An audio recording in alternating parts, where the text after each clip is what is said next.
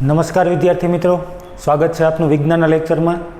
અને વિદ્યાર્થી મિત્રો, હવે તમારી સત્રાંત પરીક્ષા છે એ ખૂબ જ નજીક આવી રહી છે. એ એક્ઝામને અંતર્ગત આપણે હવે થોડીક વિડીયો સિરીઝ એક નવી આપણે ચાલુ કરીએ છીએ આજથી. આ લેક્ચરમાં આજે આપણે જે જૂના પાઠ જે આપણા જે કોર્સમાં છે એ પાઠનું આપણે રિવિઝન કરવાનું છે. થોડુંક સ્પીડમાં ચાલવાનું છે આપણે રિવિઝન. જે પાઠ અમુક એવા હતા કે જે પાઠમાં થોડીક ક્યાંક વિદ્યાર્થીને કદાચ થોડી ઘણી તકલીફ પડતી હોય તો વિદ્યાર્થીને આપણે અહીંયા ક્વેરી સોલ્વ થઈ શકે એમ છે. એટલે એ હેતુસર આપણે આજે નવા લેક્ચરથી નવા પાઠ, એટલે કે જે આપણો ઓલરેડી આમ તો પાઠ ચાલી ગયો એ જ પાઠને ફરી પાછો રિવાઇઝ કરશું અહીંયા અને વ્યવસ્થિત એને સમજવાની ટ્રાય કરશું આપણે. તો સીધા ટોપિક ઉપર આપણે આવીએ. આજે આપણે જે પાઠ ભણવાનો છે એ કદાચ ખ્યાલ હશે તમને કે કદાચ ફિઝિક્સમાંથી શરૂઆત થવાનો છે. તો ફિઝિક્સનો પાઠ વિદ્યુત પાઠ, વિદ્યુત પાઠનું આપણે રિવિઝન કરવાનું છે આજે. તો જોઈએ આપણે વિદ્યુત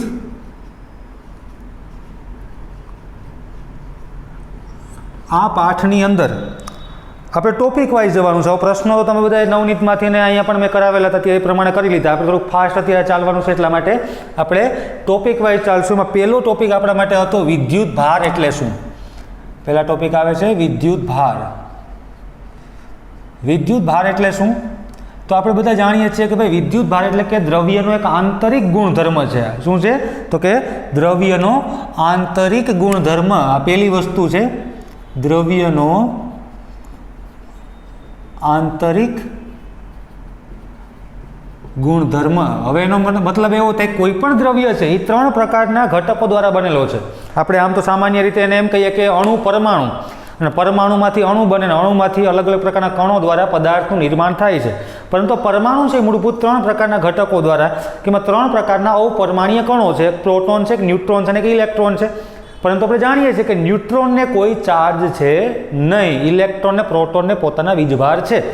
ઇલેક્ટ્રોન પર ઋણ વીજભાર છે અને પ્રોટોન પર ધન વીજભાર છે. એટલા માટે વિદ્યુત ભાર છે મૂળભૂત કેટલા પ્રકાર? તો પ્રકાર આના કેટલા છે? તો કે બે પ્રકાર મૂળભૂત રીતે જોવા જાય તો બે છે.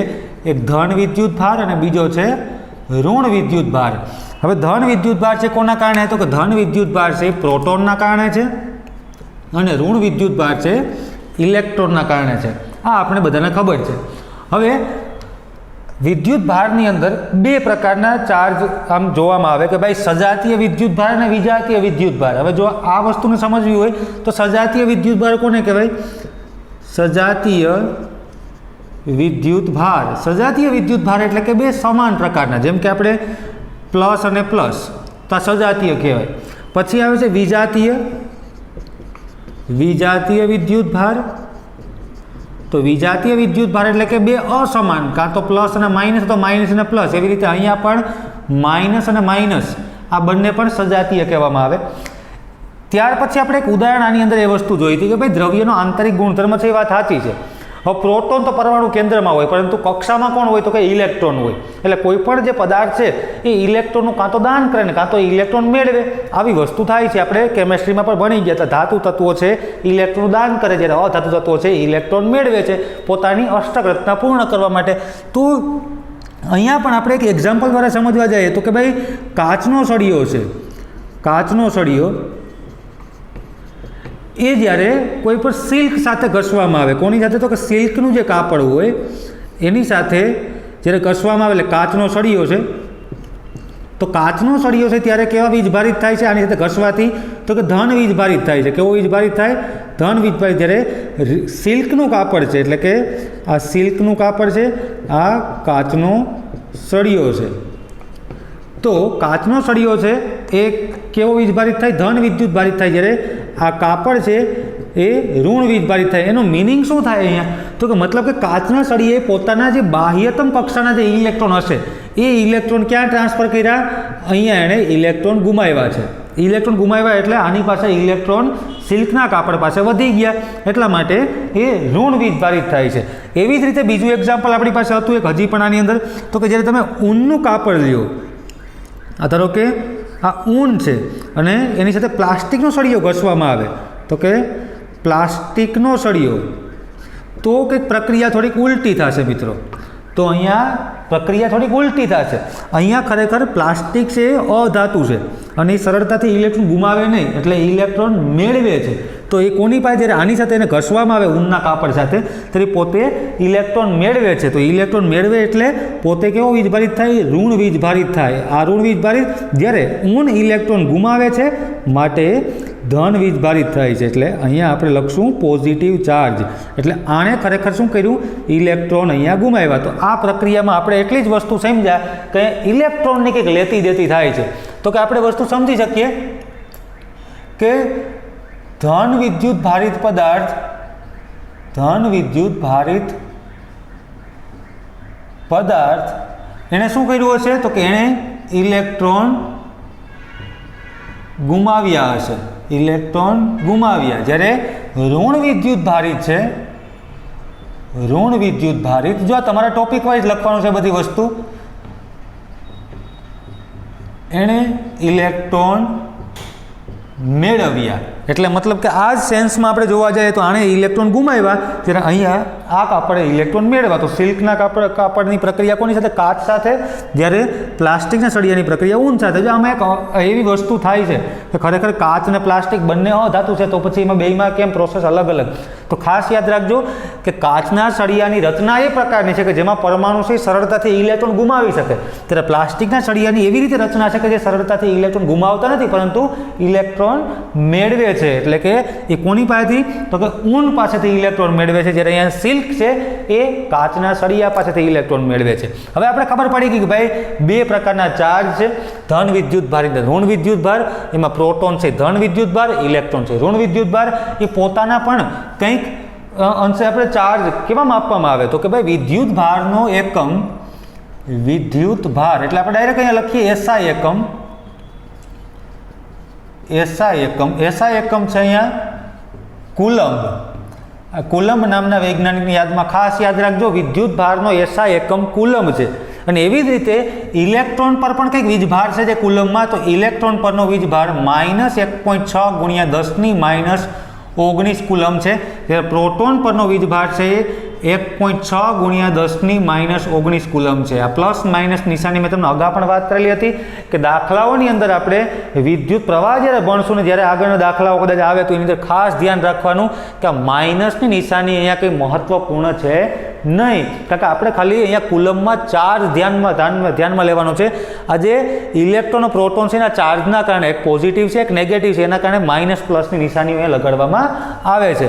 તો આ વસ્તુ હતી આપણી વિદ્યુત ભારની વાત કે ભાઈ કુલંબમાં વિદ્યુત ભાર માપવામાં આવે, એમાં ઇલેક્ટ્રોન પરનો વિદ્યુત ભાર અને પ્રોટોન પરનો વિદ્યુત ભાર સમાન જ છે, ખાલી પ્લસ માઇનસની નિશાનીઓનો અહીંયા ફેર છે. તો આપણી આ વિદ્યુત ભારની વાત થઈ. એના પછી આપણે હવે વાત કરવાની છે તો કે સામાન્ય આપણે નાના પ્રશ્નોમાં જોવા જઈએ તો વિદ્યુત પરિપથ અને કળ કોને કહેવાય? તો એ વસ્તુ તમને ખબર જ છે. ધારો કે વિદ્યુત પરિપથની સ્વિચની વ્યાખ્યા હું તમને હવે નથી મારે કહેવાની જરૂર અહીંયા. વિદ્યુત પરિપથની વાત હોય તો વિદ્યુત પરિપથ આપણે બધા જાણીએ જ છીએ કે ધારો કે અહીંયા એક બલ્બ રાખી દઈએ. હવે આમાં જે જોડવું હોય એ મીટર જોડવું તો અહીંયા જોડી શકાય આપણે. આ બેટરી છે, અહીંયા એક કળ છે, આ રીતે. તો વિદ્યુત પ્રવાહના એક અથવા વાહક તારના સળંગ અને બંધ માર્ગને અથવા સતત અને બંધ માર્ગને વિદ્યુત પરિપથ કહેવામાં આવે. કે મતલબ કે આ પરિપથ ક્યાંય ખુલ્લો ન હોવો જોઈએ. બંધ અને સતત આવા બે શબ્દો અહીંયા આવવા જોઈએ. બંધ અને સતત મતલબ કે સતત છે અને બંધ પણ છે. એટલે કે આવા વિદ્યુત પ્રવાહનો એક માર્ગ છે એને આપણે વિદ્યુત પરિપથ તરીકે ઓળખીએ છીએ. ઓકે, તો ત્યાર પછી હવે આપણો બીજો ટોપિક આવે છે આપણો વિદ્યુત પ્રવાહ એટલે શું? અહીંયાથી ખાસ ધ્યાન રાખવાનું છે. હવે વિદ્યુત પ્રવાહ, વિદ્યુત પ્રવાહ આવા કોઈ પણ ટોપિક હોય, વિદ્યુત પ્રવાહ હોય, વિદ્યુત સ્થિતિમાન હોય, વિદ્યુત સ્થિતિમાનનો તફાવત હોય, આ બધામાં કોમન વસ્તુ કઈ તો ખાસ યાદ રાખવાની. એક તો એની વ્યાખ્યા આવે, વ્યાખ્યા. બીજા નંબરે શું આવે તો કે એનું સૂત્ર આવે અને ત્રીજા નંબરે શું આવે? એનો એકમ આવે. આ રીતે ત્રણ કન્ડિશનો આપણે ખબર હોવી જોઈએ. વ્યાખ્યાની આવડતી હોવી જોઈએ, એના ઉપરથીનું સૂત્ર મળે અને સૂત્ર ઉપરથી આપણને એનો એકમ મળે. ઓકે, એટલી વસ્તુ યાદ રાખવાની. પછી જે એમાં એકમ મળતો હોય સામાન્ય એકમ મળી શકે, એના ઉપરથી આપણે એસઆઈ એકમ યાદ રાખવાનો અને એસઆઈ એકમને પણ પાછો તમને વ્યાખ્યાયિત કરવાનો કહેશે એટલે એની વ્યાખ્યા પાછી અલગ બનશે. આપણે પહેલાં વિદ્યુત પ્રવાહને થોડોક સમજી લઈએ. વિદ્યુત પ્રવાહ એટલે શું? તો કોઈ પણ આપણે પહેલાં એમને સમજીએ આને કે ભાઈ કોઈ પણ એક વાહક તાર છે, એનું એક આડછેદ છે, આડછેદનું ક્ષેત્રફળ જેને એ વડે દર્શાવવામાં આવે. વાહકના આડછેદમાંથી એકમ સમયમાં એટલે કે ટી જેટલા સમયમાં એકમ સમયમાં પસાર થતા વિદ્યુત ભારના ચોખ્ખા જથ્થાને એટલે એને આપણે ક્યુ તરીકે ઓળખશું. ખાસ યાદ રાખજો, અહીંયા વિદ્યુત ભારની સંજ્ઞા પણ અહીંયા લખી દઉં, સંજ્ઞાની આમાં ખાસ યાદ રાખજો, સંજ્ઞા છે કેપિટલ ક્યુ અને સ્મોલ ક્યુ પણ લેવામાં આવશે ચાર્જમાં. પણ એક વસ્તુ ખાસ ધ્યાન રાખવાની, સંજ્ઞા અને એકમ આ બે વસ્તુ અલગ છે, આ બેને ક્યારેય ભેગી કરવાની નહીં, એટલે યાદ રાખવાનું. તો એકમ સમયમાં વાહકના આડછેદમાંથી એકમ સમયમાં પસાર થતા વિદ્યુત ભારના ચોખ્ખા જથ્થાને વિદ્યુત પ્રવાહ I તરીકે ઓળખવામાં આવે છે. આ વસ્તુ આપણને ખ્યાલ છે. હવે જો એની વ્યાખ્યા આપણે લખવી તો એ લખી શકાય કે વાહકના આડછેદમાંથી પસાર થતા વિદ્યુત ભારના ચોખ્ખા જથ્થાને વિદ્યુત પ્રવાહ કહે છે. મતલબ કે એક વાહકનો આડછેદ હોય એમાંથી પસાર થતો વિદ્યુત ભારનો જથ્થો એટલે કોણ?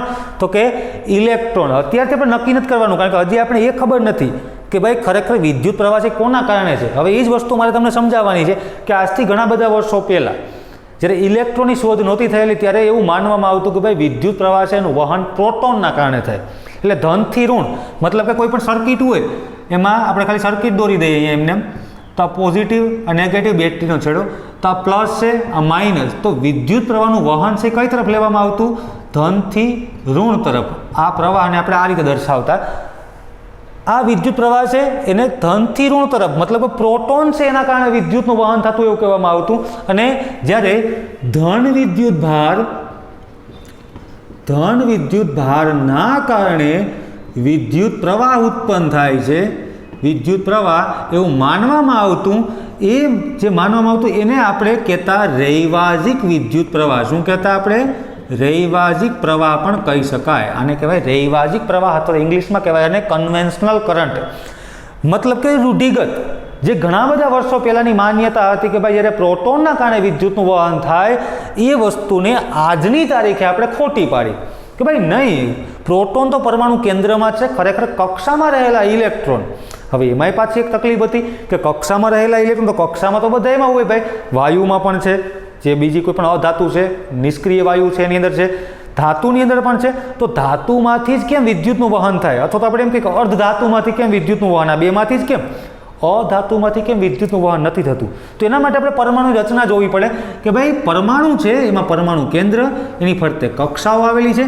હવે કક્ષામાં રહેલા જે છેલ્લી કક્ષામાં જો 1, 2 કે 3 ઇલેક્ટ્રોન આવેલા હોય, કોઈ પણ તત્વની છેલ્લી કક્ષામાં 1, 2 કે 3 ઇલેક્ટ્રોન આવેલા હોય, તો એ ઇલેક્ટ્રોનને ત્યાંથી ગુમાવવો સહેલો પડે, કારણ કે એનું પ્રોટોન પ્રત્યેનું આકર્ષણ એટલું બધું ખાસ નથી. એ પરમાણુનું પ્રોટોન પ્રત્યેનું આકર્ષણ એટલું બધું નથી, એટલા માટે આ ઇલેક્ટ્રોન સરળતાથી ગુમાવી શકાય. અને આ ઇલેક્ટ્રોન વાહકની અંદર કોઈ પણ વાહકતા છે ને આપણે મેગ્નિફાય કરીએ આ રીતે, તો એની અંદર આવા ઘણા બધા ઇલેક્ટ્રોન પ્રોટોન જ્યારે બહાર નીકળી જાય પરમાણુ ત્યારે અસ્તવ્યસ્ત ગતિ કરતા હોય છે. આ રીતે એની કોઈ ચોક્કસ દિશામાં ગતિ નથી હોતી, પરંતુ અસ્તવ્યસ્ત ગતિ. આવા ઇલેક્ટ્રોનને આપણે મુક્ત ઇલેક્ટ્રોન કહીએ છીએ. શું કહેવામાં આવે આને? મુક્ત ઇલેક્ટ્રોન, ફ્રી ઇલેક્ટ્રોન. અને આ જ ઇલેક્ટ્રોન વિદ્યુતના વહન માટે જવાબદાર છે. એટલે જે વર્ષોની જે માન્યતા હતી એ ખોટી પડી કે ભાઈ ખરેખર તો વિદ્યુતનું વહન છે એ પરમાણુની છેલ્લી કક્ષામાંથી જે ઇલેક્ટ્રોન કૂદકો મારીને બહાર નીકળી ગયો, કારણ કે એની પાસે એટલી તો ઉર્જા છે કે આનો પીછો છોડે અને એ પોતે પોતાની રીતે ફ્રીલી આટા મારે. આ પ્રકારના જે ઇલેક્ટ્રોન છે જેને મુક્ત ઇલેક્ટ્રોન કહેવામાં આવે, એ મુક્ત ઇલેક્ટ્રોન છે વિદ્યુતનું વહન કરે છે. આ જ વસ્તુ જવાબદાર છે. પરંતુ આપણે પ્રશ્ન એ પણ થાય કે ભાઈ ધારો કે મારી પાસે કોઈ પણ વસ્તુ, લોખંડની કોઈ પણ વસ્તુ હોય ધારો કે, તો લોખંડની વસ્તુને હું અડું છું ત્યારે મને કંઈ શોર્ટ લાગતો નથી. તો એનું રીઝન એક જ છે કે આ બધા ઇલેક્ટ્રોન છે અત્યારે અસ્તવ્યસ્ત ગતિ કરે છે. અડધા ઇલેક્ટ્રોન છે ડાબી બાજુ જાય, અડધા ઇલેક્ટ્રોન છે જમણી બાજુ જાય, અડધા ઇલેક્ટ્રોન છે ઉપર તરફ જાય, અડધા ઇલેક્ટ્રોન નીચે તરફ. મતલબ કે હું વાહક તારની અંદરની વાત કરું. આની પાસે એટલી તો ઉર્જા નથી કે એ વાહક તારમાંથી પણ દૂર જઈ શકે, બહાર જઈ શકે એટલી ઉર્જા નથી, પરંતુ વાહક તારની અંદર જે પરમાણુઓ છે એ પરમાણુની ગોઠવણીમાં જે વચ્ચે નાની નાની જગ્યાઓ છે એ જગ્યાની અંદર આ ઇલેક્ટ્રોન આટા મારે છે અને એ ઇલેક્ટ્રોનની અસ્તવ્યસ્ત ગતિના કારણે એની ચોક્કસ દિશા કોઈ નથી, એટલા માટે આપણે કોઈ એની અસર થતી નથી. પણ જ્યારે બહારથીનો કોઈ ફોર્સ આપવામાં આવે બેટરી વડે ત્યારે ઇલેક્ટ્રોનની ચોક્કસ દિશા સર્જાય છે અને ત્યારે આપણે એને વિદ્યુત પ્રવાહ તરીકે ઓળખીએ છીએ. તો બીજી વસ્તુ એક ખાસ યાદ રાખજો કે આજે પણ આપણે ખબર પડી ગઈ કે ધારો કે આ પરિપથ છે, એમાં એક બલ્બ છે, આ પોઝિટિવ આ નેગેટિવ આ બેટરી, અહીંયા હું કળ કે કંઈ દોડતો નથી એમને સમજવા માટે, આ ઋણ આ ધન. આજે પણ આપણે ઇલેક્ટ્રોનની દિશા તો આપણે ખબર છે કે ઋણથી ધન તરફ હોય, એટલે આ કોની વાત થાય? આ ઇલેક્ટ્રોનની વાત થાય. આ ઇલેક્ટ્રોનની દિશા છે આ તરફ હશે, વાહકતાની અંદર હું વાત કરું છું. આ ઇલેક્ટ્રોન છે આ તરફ જાય છે ઋણથી ધન તરફ. પરંતુ આજે પણ આપણે વિદ્યુત પ્રવાહની દિશા ખાસ યાદ રાખજો, કોઈ પણ પરિપથ દોરતા હોય તમે એની અંદર ખાસ ધ્યાન રાખજો, વિદ્યુત પ્રવાહની દિશા આજે પણ આપણે રૈવાજિક પ્રવાહની જે દિશા લેતા એ તરફ જ લેવામાં આવે. એટલે વિદ્યુત પ્રવાહની દિશાનો એરો આ રીતે બતાવવામાં આવે, આ રીતે આ વિદ્યુત પ્રવાહની દિશા બતાવવામાં આવે કે જે નિયમમાં આપણે કંઈ ફેરફાર, નિયમ બદલી ગયો પરંતુ પ્રવાહની દિશા દર્શાવવામાં આપણે કોઈ ફેરફાર કર્યો નથી. પણ આજે પણ આપણે એ વસ્તુનો ખ્યાલ રાખવાનો છે કે વિદ્યુતનું વહન છે ઇલેક્ટ્રોનના કારણે થાય છે અને ઇલેક્ટ્રોનની દિશા છે વહનની ઋણથી ધન તરફ છે. એટલે ઇલેક્ટ્રોનનું વહન આ રીતે છે, પરંતુ વિદ્યુત પ્રવાહની દિશા આજે પણ આપણે રૈવાજિક વિદ્યુત પ્રવાહની જે દિશા હતી એ તરફ જ લઈએ છીએ. એટલે એ વસ્તુમાં કંઈ ફેરફાર કરવાનો છે નહીં. એટલી વસ્તુ થઈ જાય પછી તમને એક એવો પ્રશ્ન પૂછી શકે વિદ્યુત પ્રવાહની બાબતમાં કે વિદ્યુત પ્રવાહની વ્યાખ્યા, એનું સૂત્ર અને એકમ લખો, આવું તમને પૂછી શકે. તો એ પ્રશ્નને આપણે કેવી રીતે સોલ્વ કરવો તો જોઈએ. આપણે હવે વિદ્યુત પ્રવાહની બાબતમાં થોડોક ચેન્જીસ આવે, અહીંયા થોડોક ફેરફાર આવે, બાકી વ્યાખ્યામાં કંઈ જાજો ફેરફાર નથી. જોઈએ આપણે વિદ્યુત પ્રવાહ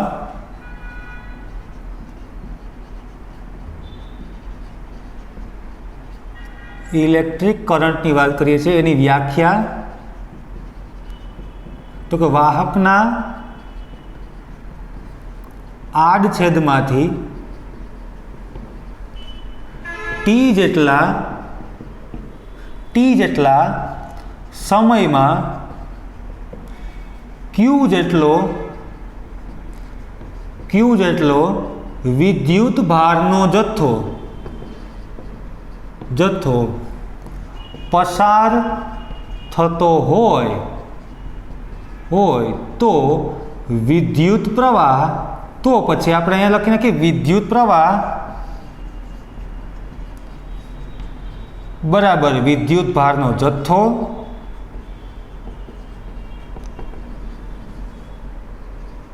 ના છેદમાં સમય. પ્રવાહ છે એ શું છે હકીકતમાં તો કે જે વિદ્યુત ભાર, ધારો કે વાહક તાર છે, આ વાહક તાર અહીંયા દર્શાવીએ આપણે, આ વાહક તારમાંથી ક્યુ જેટલો વિદ્યુત ભારનો જથ્થો સતત વહે જ છે, આગળ જાય જ છે. પરંતુ પ્રવાહ નામની વસ્તુ ત્યારે આવે કે જ્યારે એમાં સમય નામની રાશિ જોડવામાં આવે. ભાઈ હા, વિદ્યુત ભાર ક્યુ પસાર તો થાય જ છે એમાંથી, પણ એ કેટલા ઇલેક્ટ્રોન કેટલા સમયમાં પસાર થાય, 1 સેકન્ડમાં કેટલા ઇલેક્ટ્રોન પસાર થતા હશે. આપણે કોઈ પણ કરંટ પસાર થતો હોય વાહક તારમાંથી, પણ એની સાથે સમય તો જોડવો પડે તો આપણે ખબર પડે કે ભાઈ તો અહીંયા 1 સેકન્ડમાં એટલા ઇલેક્ટ્રોન પસાર થાય, તો પછી કલાકમાં એટલા થતા હોય, 24 કલાકમાં એટલા થતા હોય, એ આપણે ગણતરી કરી શકીએ. એટલા માટે એને એવી રાશિને કે જે સમય નામની રાશિ, જેમ કે આપણે લંબાઈ માપવા માટે આપણે શું કરીએ તો કે ભાઈ આપણે લંબાઈ માટે મીટર લઈએ, પણ કોઈ દોડતો હોય, કોઈ વ્યક્તિ, કોઈ વાહન ચાલતું હોય, તો એના માટે આપણે શું કરીએ તો કેટલી સ્પીડ જેવી રાશિ માપવી હોય આપણે, તો સ્પીડ કે ઝડપ એની રીતે સમય નામની રાશિ ઇન્વોલ્વ કરવી પડે, એટલે મીટર પ્રતિ સેકન્ડ લઈએ આપણે. એવી રીતે અહીંયા ક્યુની સાથે સમય જોડતા વિદ્યુત ભારનો જથ્થો તો આગળ જાય, કેટલા સમયમાં કેટલો જથ્થો પસાર થાય એના માટે સમય નામની રાશિને આપણે ઇન્વોલ્વ કરીએ. એટલે વિદ્યુત પ્રવાહ I બરાબર Q/T આ રીતે લઈએ. આ એનું સૂત્ર થઈ ગયું. હવે સૂત્ર ઉપરથી આપણે એકમ મળે કે ભાઈ વિદ્યુત ભારનો જથ્થો, એટલે વિદ્યુત ભાર શબ્દ આવ્યો એટલે આપણી પાસે એકમ ઓલરેડી અહીંયા છે જ, કુલમ. ઓકે, સમય નામની રાશિની વાત છે, સમયનો એસઆઈ એકમ બધાને ખબર છે, સેકન્ડ જ લેવામાં આવે. તો અહીંયા I બરાબર આ કુલમ પ્રતિ સેકન્ડ આ રીતે થશે. હવે આ કુલમ પ્રતિ સેકન્ડને બીજી કઈ રીતે ઓળખાય તો કે આને એમ્પિયર તરીકે પણ ઓળખવામાં આવે અને એમ્પિયર છે એ વિદ્યુત પ્રવાહનો એસઆઈ એકમ છે. ખાસ યાદ રાખજો, આ એસઆઈ એકમ છે. કુલમ પ્રતિ સેકન્ડ એ સામાન્ય એકમ છે, જેમ આપણે કિલોમીટર પ્રતિ કલાક લઈએ છીએ તો એ આપણો વ્યવહારુ એકમ છે આ ઝડપ માટે. પણ ઝડપ માટેનો એસઆઈ એકમ કોણ છે? મીટર પ્રતિ સેકન્ડ. એવી રીતે અહીંયા એસઆઈ એકમ એમ્પિયર છે, પરંતુ સામાન્ય એકમ આપણે કુલમ પ્રતિ સેકન્ડ પણ અહીંયા લઈ શકાય. હવે બીજી વસ્તુ કે ભાઈ તો એમ્પિયર છે ખરેખર આંદ્રે મારી એમ્પિયર આ એક વૈજ્ઞાનિકનું નામ છે. થોડુંક ટફ છે નામ, કદાચ થોડુંક આથી પણ ટફ હતી નામ. ઘણા બધા તમારા આગળની ફિલ્ડમાં આવશે, કારણ કે આ બાજુના વૈજ્ઞાનિક બહુ ઓછા છે. ફ્રાન્સ છે, અમેરિકા છે, ઇંગ્લેન્ડ છે, ત્યાંના વૈજ્ઞાનિકો હોય એટલે એના નામ થોડાક અઘરા જ હોય. રશિયન વૈજ્ઞાનિકોના નામ સૌથી અઘરા પડે. એટલે આંદ્રે મારી એમ્પિયર આ વૈજ્ઞાનિકે વિદ્યુત પ્રવાહ વિશે સંશોધન કરેલું ને અને વ્યવસ્થિત સમજાવવાનો પ્રયત્ન કર્યો, એટલે એના માનમાં આ એકમનો ઉપયોગ કરવામાં આવે. તો એ શું કહેવા માગે? તો કે જે આની જ વસ્તુ, આને વ્યાખ્યાયિત કરતાં આપણને આવડવું જોઈએ કે ભાઈ વાહકના એકમ એટલે અથવા આડછેદમાંથી ટી સમય છે ત્યાં 1 સેકન્ડ લખવાનું, અને જેટલા સમયમાં ક્યુ છે ત્યાં શું લખશું આપણે? ક્યુ છે ત્યાં લખશું આપણે 1 કુલમ. વિદ્યુતભાર પસાર થતો હોય તો આઈ બરાબર કેવા છે એને 1 એમ્પિયર. જો આ વસ્તુ સમજવાની છે. વાહકના આડછેદમાંથી 1 સેકન્ડમાં 1 કુલમ જેટલો વિદ્યુતભારનો જથ્થો પસાર થતો હોય તો એમાંથી પસાર થતો વિદ્યુત પ્રવાહ 1 એમ્પિયર કહેવાય. હું તમને વાહક તાર છે એનું એક આડછેદ છે, એમાં 1 સેકન્ડમાં 1 કુલમ જેટલો વિદ્યુતભારનો જથ્થો પસાર થાય તો અને 1 એમ્પિયર વિદ્યુત પ્રવાહ કહેવામાં આવે. હું વ્યાખ્યાઓ લખતો નથી, તમને બધાને ખબર જ છે. હવે આનું સૂત્ર કેવી રીતે? કે 1 કુલમ પ્રતિ second is equal to 1 ampere. આ રીતે લખી શકાય આપણે એકમ ડાયરેક્ટ. 1 કુલમ પ્રતિ સેકન્ડ બરાબર 1 એમ્પિયર. આ રીતે પણ થાય છે. તો અહીંયા વિદ્યુત પ્રવાહની સામાન્ય બાબત અહીંયા પૂરી થાય. પણ પછી એક વસ્તુ એ પણ આવે કે ભાઈ જેમ આપણે વ્યવહારુ એકમ જેમ મીટર પ્રતિ સેકન્ડ ને કિલોમીટર પ્રતિ કલાક લેવામાં આવે, અમુકમાં એથી પણ અલગ પ્રકારના એકમો લેવાય. તો એ જ રીતે એમ્પિયરને પણ નાના એકમ વડે પણ દર્શાવવામાં આવે. નાના એકમો ક્યાં ક્યાં? તો કે નાના એકમમાં આવશે તો મિલી એમ્પિયર ને બીજું આવશે માઇક્રો એમ્પિયર. હવે હું ત્રણેય જે એકમો છે એને અહીંયા કોષ્ટક અંદર આમાં દર્શાવી દઉં. તમારે ખાસ ધ્યાન રાખવાનું છે, આ કન્વર્ઝન તમને એમસીક્યુમાં તો ખાલી જગ્યામાં ક્યાંક ને ક્યાંક પૂછાઈ શકે. પહેલી વસ્તુ યાદ રાખજો, એમ્પિયર, મિલી એમ્પિયર અને માઇક્રો એમ્પિયર. ઓકે, આ રીતે છે. ત્રણેય વચ્ચે 1000નો ડિફરન્સ છે. સૌથી મોટો એકમ એમ્પિયર, એના કરતાં 1000 ગણો નાનો એકમ મિલી એમ્પિયર, એના કરતાં 1000 ગણો નાનો એકમ કયો? Micro ampere. ધારો કે 1 એમ્પિયર તો આપણે હવે 1000 મિલી એમ્પિયર આમ પણ દર્શાવી શકાય, અને આને 0 0 0 પાછા 3 0 આ રીતે પણ દર્શાવી શકાય. પણ એના કરતાં તમે અથવામાં અને આ રીતે દર્શાવાય 1 એમ્પિયર. હવે 10ની હવે ઘણા પ્રશ્નો અહીંયા હજી અમુક છોકરાઓને હજી પણ આવા પ્રશ્નો થાય છે જે ખરેખર ન થવા જોઈએ, છતાં પણ આપણે એને સોલ્વ કરીએ, વાંધો નહીં.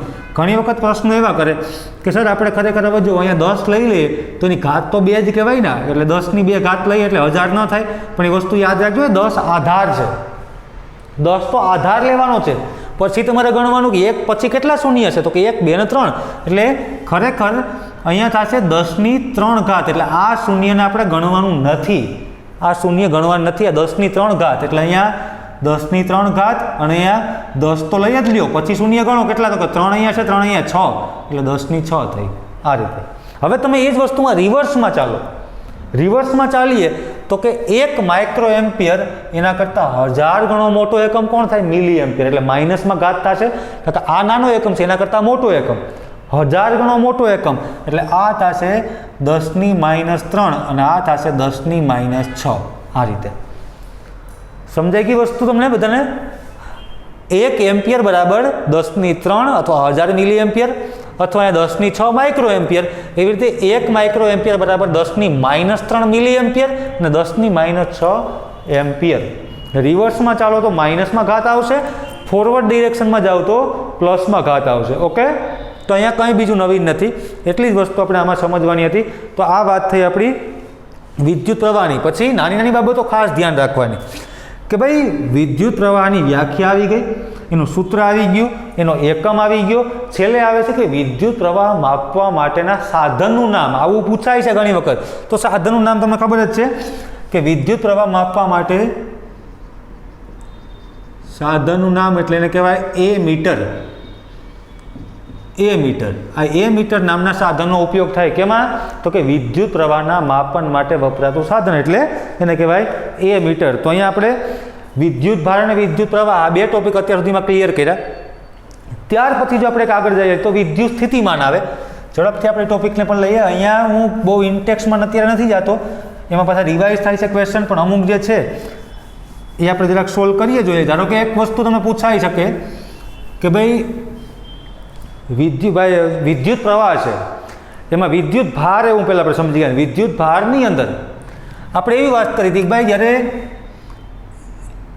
એક ઇલેક્ટ્રોન બરાબર થાય 1.6 માઇનસ 1.6 ગુણ્યા 10⁻⁻⁹ કુલમ, આવી રીતે. તો -1 કુલમ બરાબર કેટલા ઇલેક્ટ્રોન થાય?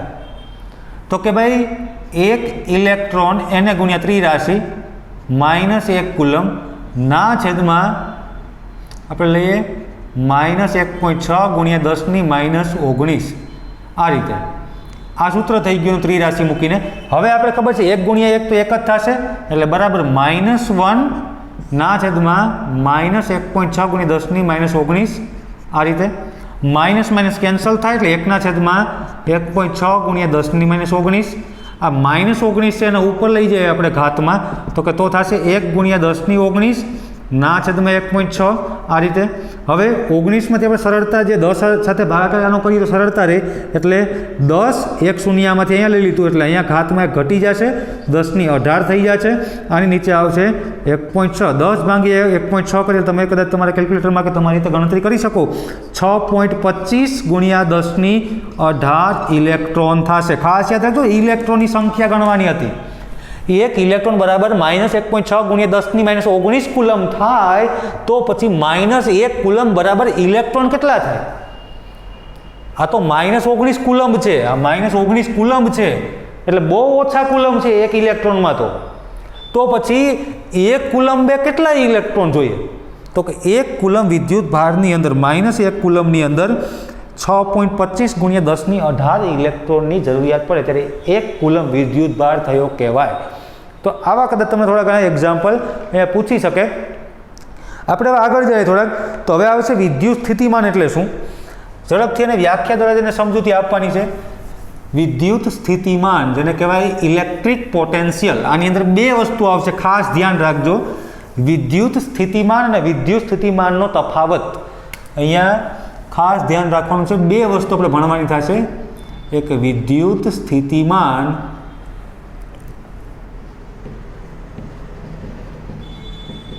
અને બીજું આવશે વિદ્યુત સ્થિતિમાનનો તફાવત. આ રીતે પહેલા આપણે જોઈએ વિદ્યુત સ્થિતિમાન એટલે શું. વિદ્યુત સ્થિતિમાન, હવે આ શબ્દને સમજતા પહેલા આપણે એ વસ્તુ સમજવી પડે કે વિદ્યુત સ્થિતિમાન ખરેખર શું છે. તો કે આપણે ખબર છે કે ભાઈ જ્યારે કોઈ પણ વાહક તાર હોય એની અંદર ઇલેક્ટ્રોન તો છે, એ ઇલેક્ટ્રોન છે અસ્તવ્યસ્ત ગતિ કરે છે. હવે જ્યારે તમે બે પ્રકારની એવી અવસ્થા ધારો કે જ્યાં ભાઈ એક સ્થિતિમાં ઇલેક્ટ્રોન ઘણા બધા છે, એક બાજુ ઇલેક્ટ્રોન સૌથી ઓછા છે, એટલે આ બે વચ્ચે શું થયું? એક પ્રકારનો તફાવત સર્જાણો. એ તફાવતને પૂરો કરવા માટે વધુ ઇલેક્ટ્રોનવાળો વિસ્તાર છે ત્યાંથી ઓછા ઇલેક્ટ્રોનવાળા તરફ એનું વહન થાય છે, એક પ્રકારનો ધક્કો લાગે છે. અને જે વાહક તારમાં ઇલેક્ટ્રોન છે એ પણ ધક્કામાં સામેલ થાય એટલે એક પ્રકારનો ફ્લો સર્જાય છે. અને આ જે ધક્કો મારવાની જે સ્થિતિ છે એને જ આપણે વિદ્યુત સ્થિતિમાન કહીએ છીએ. નવીન કોઈ વસ્તુ નથી આની અંદર કે ભાઈ ધારો કે મારી પાસે એક ઇલેક્ટ્રોન, આની અંદર તો ઇલેક્ટ્રોન અસ્તવ્યસ્ત ગતિ કરે જ છે. હવે હું આને બેટરી આરે જોડી દઉં એટલે અહીંયાથી એક પ્રકારનો ધક્કો લાગે છે. હવે ધક્કો લાગે એટલે ઇલેક્ટ્રોન ધક્કો આ રીતે લાગે. ઇલેક્ટ્રોન ધક્કો હું દર્શાવું છું, આ વિદ્યુત પ્રવાહની દિશા નથી દર્શાવતો. ઇલેક્ટ્રોન ધક્કો એટલે આ બધાનું એક જ મોશન થઈ ગયા આ તરફ, બધા એક જ દિશામાં આગળ વધ્યા. તો એ ધક્કો મારવાની વાત છે, જે ફોર્સ આપીએ છીએ આપણે એને જ વિદ્યુત સ્થિતિમાન કહેવાય. વિદ્યુત સ્થિતિમાન ઉત્પન્ન ક્યારે થાય? કે જ્યારે તમે કોઈ પણ વાહક તારની અંદર નવો કોઈ ચાર્જ એન્ટર કરો ત્યારે એની વિરુદ્ધ એને કંઈક કાર્ય કરવું પડે છે. નવા ચાર્જને ધારો કે કોઈ પણ વાહકતા હોય એની અંદર ઇલેક્ટ્રોન પ્રોટોન તો સમાન જ છે. હવે તમે બહારથી કોઈ એકમ ધન વિદ્યુતભાર એની અંદર દાખલ કરો કે એકમ ઋણ વિદ્યુતભાર દાખલ કરો, તો એકમ ધન વિદ્યુતભાર દાખલ કરો એટલે વિદ્યુત ભારિત તો તાર છે જ, સોરી વિદ્યુત પ્રવાહ આધારિત, એની અંદર તમે કોઈ પણ ફોર્સથી એકમ ધન વિદ્યુતભાર દાખલ કરો ત્યારે એની અંદર સ્થિત વિદ્યુતકીય બળ છે. હવે આ શબ્દો થોડાક આમ ભારે લાગશે, સ્થિત વિદ્યુતકીય બળ એટલે શું છે? ઇલેક્ટ્રોમોટિવ ફોર્સ કહેવામાં આવે કે ભાઈ આની અંદર ઇલેક્ટ્રોન તો બિચારા છે જ, એટલે ઇલેક્ટ્રોન એટલે કંઈક તો ચાર્જ છે ને, એ જે ચાર્જ અંદર છે એ પોતે ગતિમાં આમ પડ્યા જ છે કે ભાઈ જેવા આપણી પાસે ઉર્જા છે જરાક કોઈ ધક્કો મારે એટલે આપણે ગતિમાં આવી જાય, એવા પ્રકારના બળને સ્થિત વિદ્યુત બળ કહેવામાં આવે. સ્થિત વિદ્યુત બળ કે જેને જરાક ધક્કો લાગે એટલે પોતે ગતિમાં આવે જ છે, એની પાસે એક પ્રકારની એટલી તો ઉર્જા છે પણ અત્યારે એટલી અંદર આટા મારે એટલી જ છે. એ બળની વિરુદ્ધ તમારે કોઈ પણ એકમ ચાર્જને ધન વિદ્યુતભારને દાખલ કરવો છે તો તમારે સ્થિત વિદ્યુત બળ વિરુદ્ધ કંઈક કાર્ય કરવું પડશે, અને એ જે કાર્ય કરવું પડે, વર્ક કરવું પડે, એને જ વિદ્યુત સ્થિતિમાન કહેવામાં આવે. મારે અહીંયાથી એકમ ધન વિદ્યુતભારને વાહક તારના કોઈ પણ એક બિંદુ સુધી લાવવા માટે આ સ્થિત વિદ્યુતીય બળ વિરુદ્ધ કંઈક કાર્ય કરવું પડશે, અને એ જે કાર્ય કરવું પડે એને જ વિદ્યુત સ્થિતિમાન કહેવામાં આવે. સિમ્પલ છે એકદમ. તો જોઈએ આપણે એની વ્યાખ્યા કે ભાઈ અહીંયા જ લખી નાખીએ, વિદ્યુત પ્રવાહ ધારિત વાહક તારમાં અનંત અંતરે, હવે શબ્દ વાપરવાનો છે અનંત અંતરે, કે જે આપણે ખબર નથી કેટલા અંતરે ધન વિદ્યુતભાર છે, બહુ લાંબા ડિસ્ટન્સ એને ઉપાડી અને અંદર આપણે વાહક તારની અંદર લઈ જવાનું છે એક બિંદુ સુધી, એટલે અનંત અંતરે એકમ ધન વિદ્યુતભારને લાવવા માટે કરવા પડતા અથવા લાવવા માટે સ્થિત વિદ્યુત બળ વિરુદ્ધ